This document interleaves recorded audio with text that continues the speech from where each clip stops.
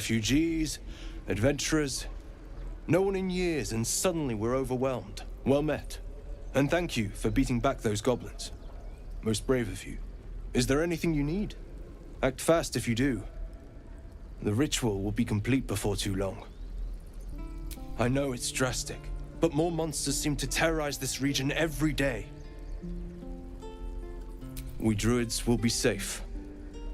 As for those that took refuge here, well, may Sylvanas guard them as they continue their travels. As I said, it's a drastic measure, but the survival of the Grove is paramount. There just aren't enough supplies to support everyone.